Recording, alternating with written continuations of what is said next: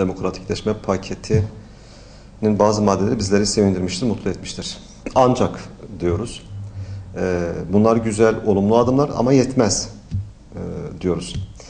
Sevindiğimiz, takdir ettiğimiz sizin başında başörtüsüne özgürlük geliyor ya da kamuda başörtüsü yasağının sonlandırılması. Çünkü yıllardır bu ülkede demokrasinin kılıcı gibi mütedeyyin inançlı insanlar üzerinde bu yasak durmuş ve maalesef bu yasaktan dolayı da ülkemizde kamuda çalışan hemşire, öğretmen vesaire, üniversite öğrencisi on binlerce insanımızı mağdur etmiştir. Anlamsız yasaktan dolayı. Dolayısıyla bunun kaldırılmış olması güzel, sevindirici. Ancak yetersiz diyoruz. Çünkü Türk Silahlı Kuvvetleri'nin, Emniyet Teşkilatı'nın, Adliye Teşkilatı'nın bu işin dışında tutulmuş olması bize göre işin eksiklik boyutu. Diğer taraftan erkek çalışanlar için de halen daha, en az Başbakan ifadesinden anladığımız şey bu. Kravat zorunluluğunun devam ediyor olması, kumaş pantolonun zorunluluğunun devam etmiş olması bize göre yine eksikliktir. Bunun da bir an önce kaldırılması gerekir. Aynı şekilde ilkokullarda geçen sene ortaokullardan kaldırılan, bu sene de ilkokullardan da andımız denilen ucubenin kaldırılmış olması da bütün Türkiye'deki yaşayan renkler, diller itibariyle güzel bir güzellik olarak kabul ediyoruz. Bunu da takdir ediyoruz. Çünkü gerçekten bu bir inkarın ifadesiydi. Anttaki kelimeler, cümleler ve bize göre anlamsız ve bir anlamı olmayan bir uygulamaydı.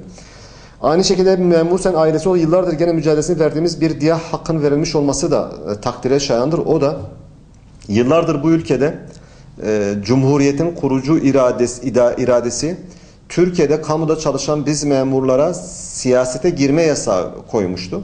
Ve bu son açıklanan paketle artık memurlar da diledikleri siyasi partilere üye olabilecekler ve aktif siyasetin içerisinde olacaktır ki inanıyoruz ki memurların, ki bunların çoğu üniversite mezunudur, belli bir seviyededirler, entelektüel itibariyle söylüyorum ben.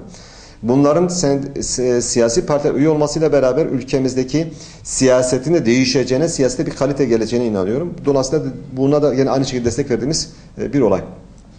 Bu paket çerçevesinde önem verdiğimiz bir başka husus ise insanların inanç ve anlayışlarının yaşam tarzının güvence altına alınması, yasal zemine oturtulması ve bu anlamda kişinin hayatına, inancına, ibadetine, kılık kıyafetine, inancından dolayı giydiği kılık kıyafetine karışılmasının yasalarla yasaklanması ve buna bir müeyyidene uygulanması da bize göre gene takdir edilmesi gereken bir adım, olması gereken bir adım, gecikmiş bir adım ve bu bir gene aynı şekilde hakkımızın teslim edilmiş olmasıydı.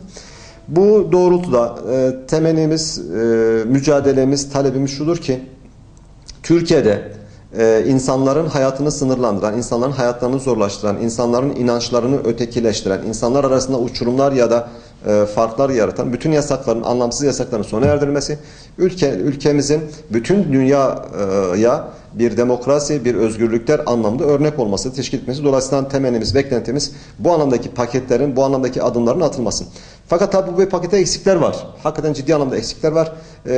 Cezaevindeki insanlar olsun. Vesaire. Umuyoruz, diliyoruz ki bu konudaki sıkıntılar da, problemler de, talepler de dikkate alınır ve hükümet bu anlamda olumlu, ciddi, güzel beklentilere cevap veren bir adım atar.